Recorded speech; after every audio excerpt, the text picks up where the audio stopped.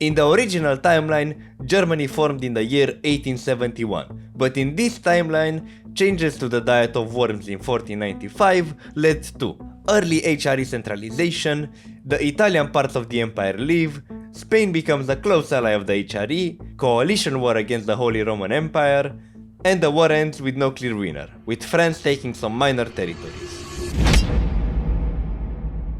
Okay, so what would happen next?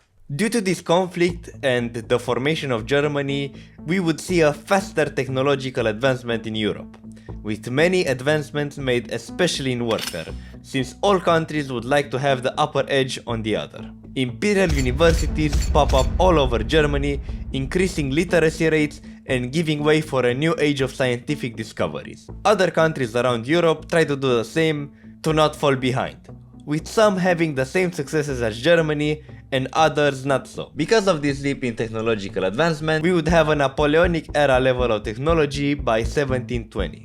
Due to the new alliances formed because of the rise of the HRE, I believe we won't see an independent United States in this universe. On the other hand, I believe France and England would cooperate and split North America between themselves, with France owning Canada and the English colonizing modern-day USA. Of course, the borders would turn out to be a bit different, but more or less the same as in our world, with the exception of Canada being entirely French.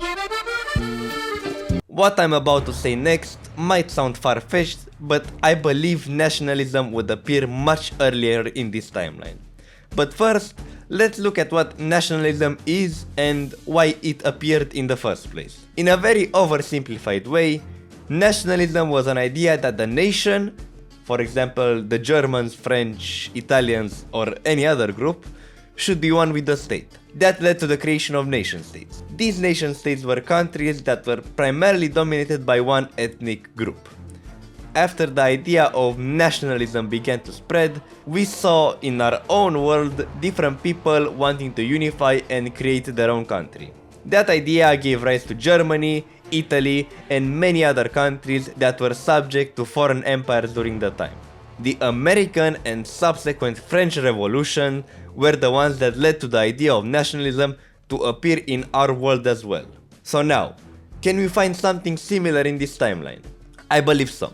Remember those imperial universities that popped up all over the HRE and the fact that most Bibles were translated into German?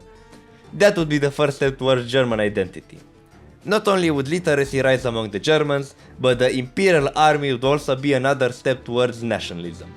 Different people from all over the empire, Bavarians, Dutch, Swiss and Saxons and many more were fighting side by side to defend the empire. I think that the war of coalitions from the last episode would be the final piece that would give rise to nationalism, as all the imperial soldiers knew that they weren't necessarily fighting for a king or a dynasty, but for their own country. That being said, nationalism wouldn't have the explosion that it had in our own timeline.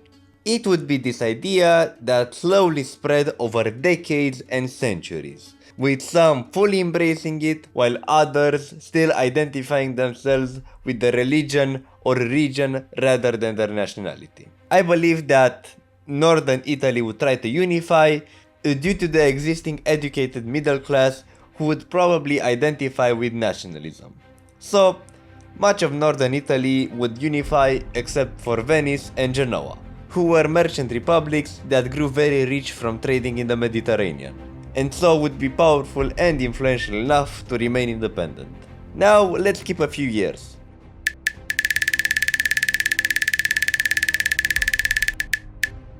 By 1750, Russia is an established power, with Poland being squeezed between them and the Holy Roman Empire.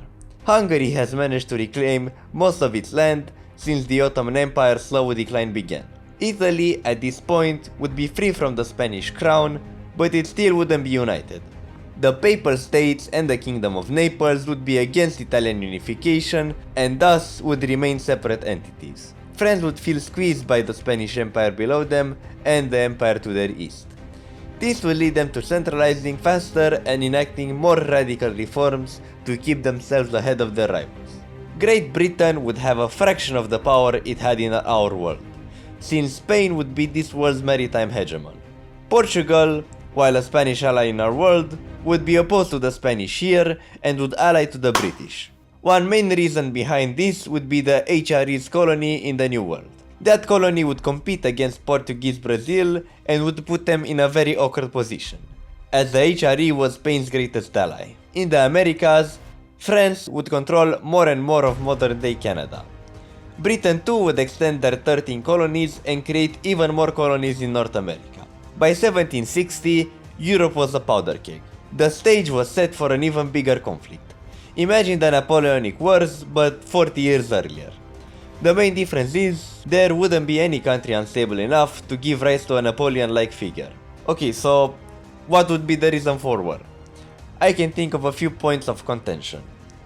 Due to the nationalism coming earlier in this world, maybe France would want full control of the French-speaking parts of the HRE.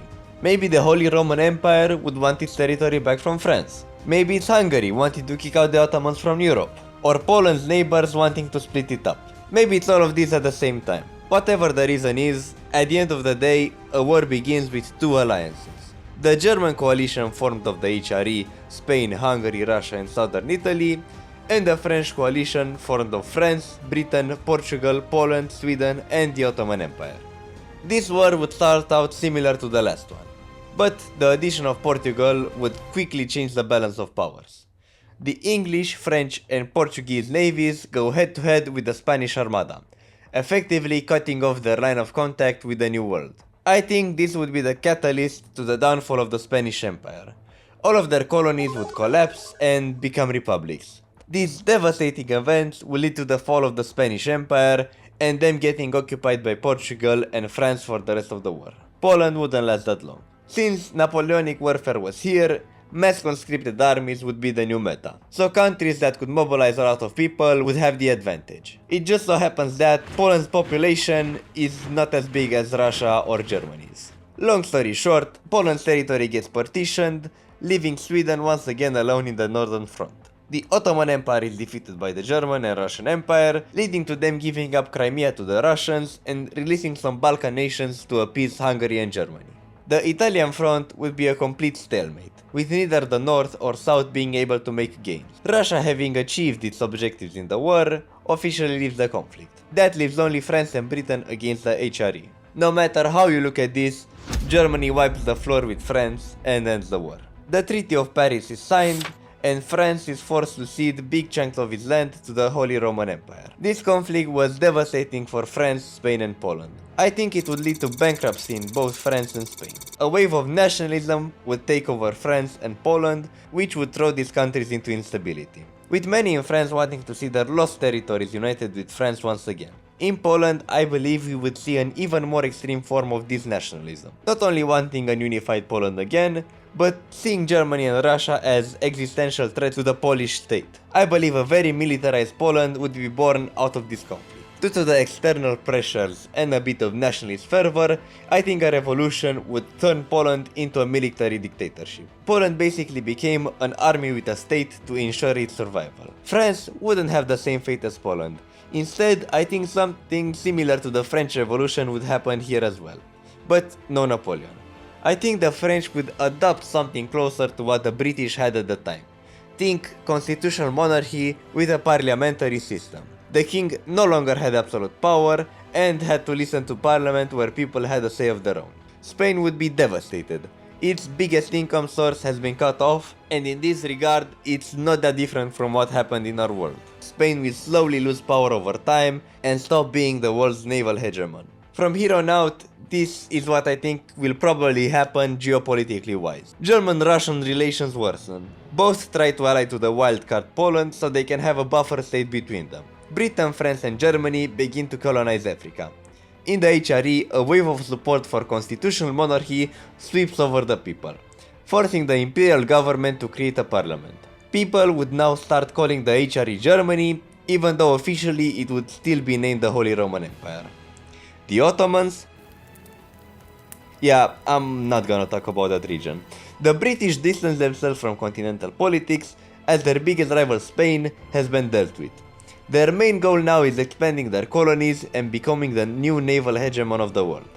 From this point on, I don't know what will happen. but I would love to hear your opinions or alternate history scenarios from this point onwards. If you enjoyed, make sure to like and subscribe, and check out my other content. Cheers!